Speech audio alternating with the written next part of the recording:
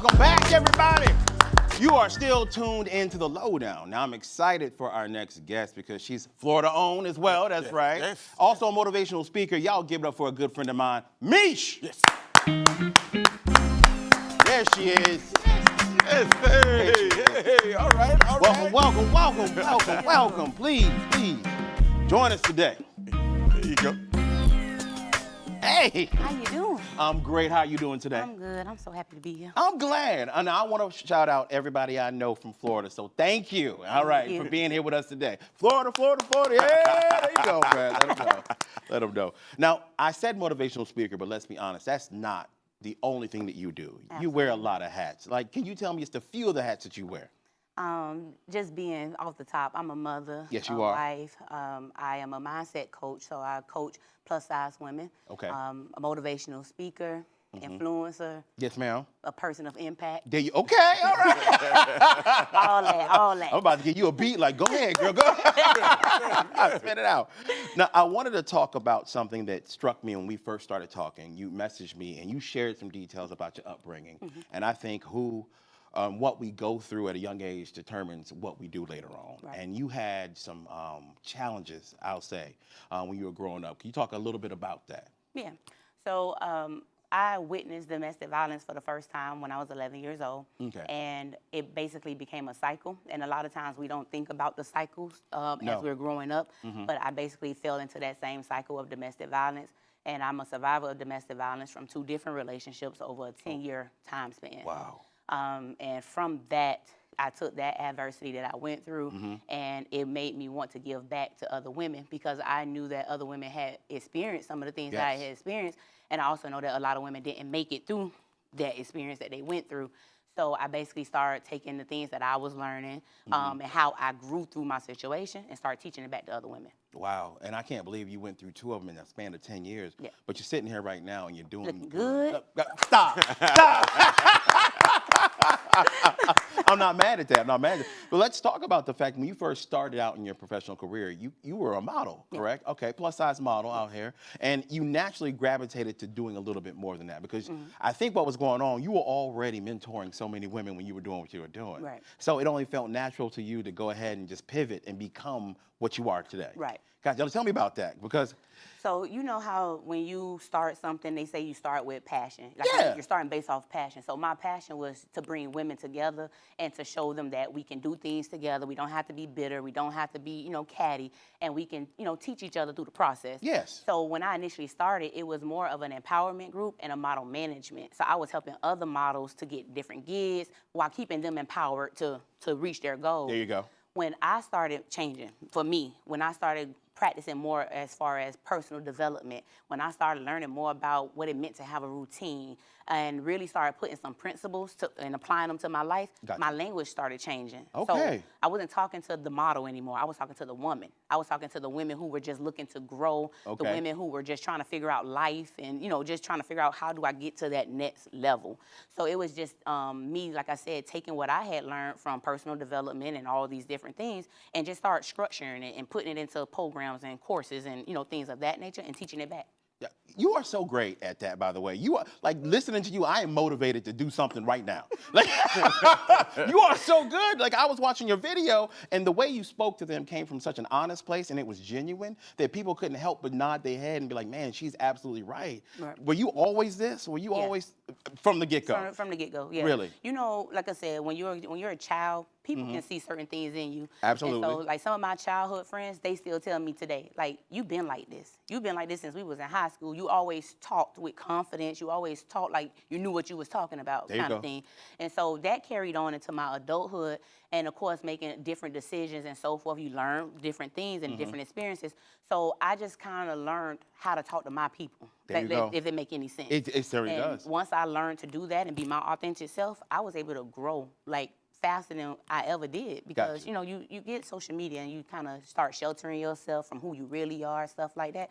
But once I just kind of, I talk my smack, and they love it. That's all I can say. They love it. No, I can definitely tell. Like, I watched you on social media, and you're that same person. This is who you are, whether they like it or not. Right. I told you I was watching one video, and you were just speaking from the heart. You were talking about the fact that people want to be an entrepreneur, and they think, okay, I'm gonna start a business, and tomorrow I'm gonna be a millionaire. And you're like, that's not how life works. Like anything, like baseball. You want to be good at baseball? You know how you get good at it? Practice. There you go. That's what you talked about. Yep. Now, do you have to talk people off the ledge when you're trying to coach them? They're like, all right, I did this. How come I'm not rich yet? You're like, hey, what do you have to tell them to get them to understand? Like I said, life is about living based off of principle. And so even with the status of where you're trying to get to, every time you elevate to another level, it requires more of you. It requires a different capacity. It requires different knowledge, different wisdom. It requires a different level of investment.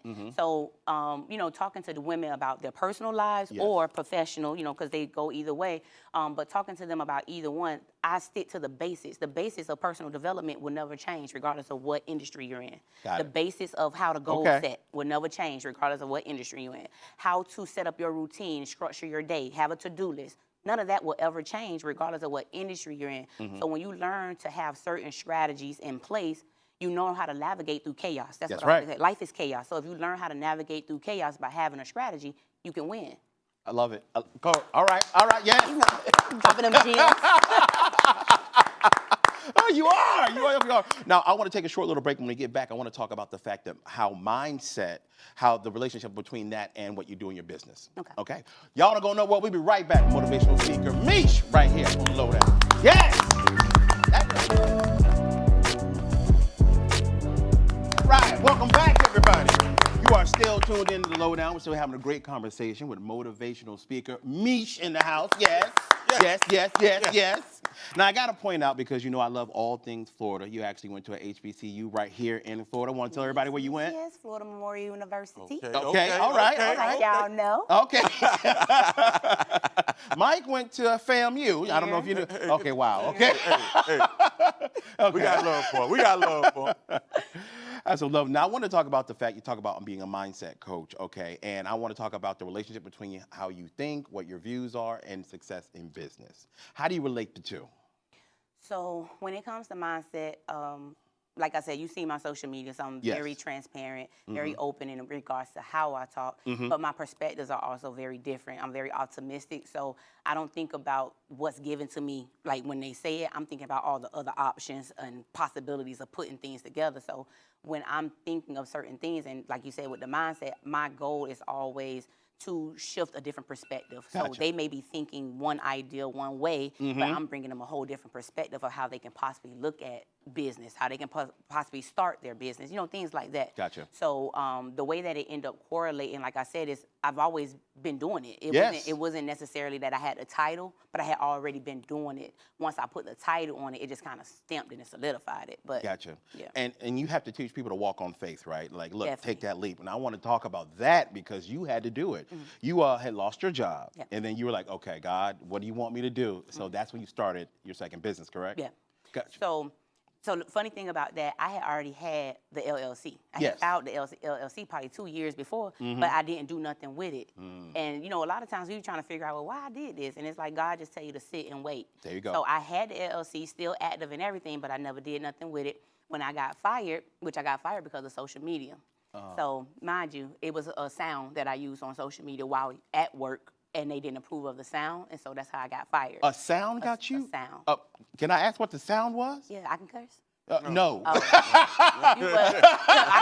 No, you know that sound. I don't never do that. Right. Oh, gotcha. I use that sound. That sound. And they didn't approve of it. Gotcha. So when I got let go, it was in April, and it wasn't until August that things started to turn around. But through those 4 months, it was a lot that happened. I lost my job. 2 months later, my husband lost his job. God bless. And we had to really come up with a decision. Are we going to chase our goals and our dreams, or are we going to go back to a 9 to 5?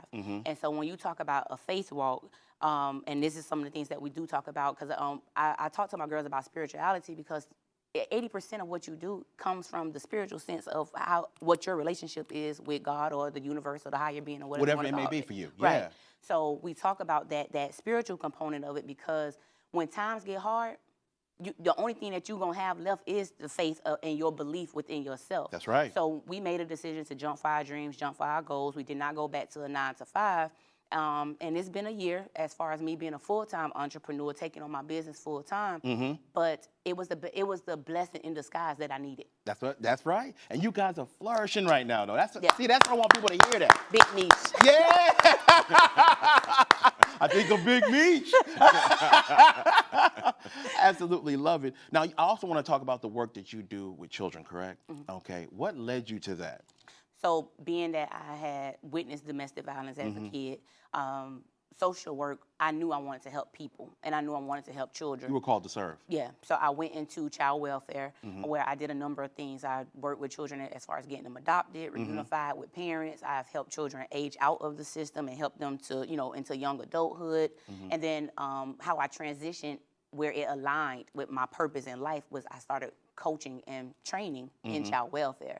So I got the corporate training and knew how to set up classes, knew how to actually coach, and train. And I started implementing all of that into my business. So like I said, God works in mysterious ways. Sure does. But I got fired literally 4 days after my 1-year anniversary of having that job as a trainer. Okay. And then I took all what I learned. And I had just got my life coaching certification. Yes. And took all of it and implemented it in my business. So you were done learning all you needed to learn at that place. And God He said knew it was that. time. It's time to go. Yeah. Look at you, and you're doing well right Yes. now. Now, I want to talk about that piece about helping kids out of the system, because people don't realize that. Not only is there so many kids in the system, but when they get 18, it get hard. Yeah, they actually have to leave. Yeah. So what's that process look like, and what can people do to help? So really, it's just about, like I said, the mentorship. Even though we're talking about adults, as far as the women that I mentor, these kids need mentors. They do. Need people that they can look up to, who's doing things that they want to do or that they, inspire to do. Absolutely. But they do need mentors, because the truth of the matter is when these children age out of foster care, Yeah. it is over. Yeah, it's done. The foster care system is not holding their hand. No. They are not trying to walk them through, like they're not. So these kids are left alone, and a lot of times half of them are not out of high school yet. Wow. So they don't know life. They haven't even experienced what that really feels like outside of the trauma that they got from the parents and being removed from the parent. So just more so being to someone what somebody wasn't to you. There you go. More than anything. That's beautiful. We're going to try to do that. Thank you, Mish, so much. You're good at what you do. Thank you. I want everybody to be inspired that's watching you right now. I want them to become a fan of yours like I have. I want them to support you. So can you please do me a favor? Can you share with them your social media so they can get in touch with you? Of course. On Instagram, my personal Instagram is IamMish_Monroe. And on my business page is Mish Dollhouse. And then on Facebook, it's under my name, Tamisha Sexton. That's where I talk the most cash stuff, y'all, on Facebook. We ain't mad at you. Thank you again for being here with us Thank you today. so This has much. been a blessing. Yes! Yes! Oh, what? Oh, me? Yes. All for you. All for you. Oh, thank y'all so much. Mike, they love us. They are prepaid. Sir. All right, nice. There you go. Yeah. I will pay you back. Sure. Never. But All thank right. you.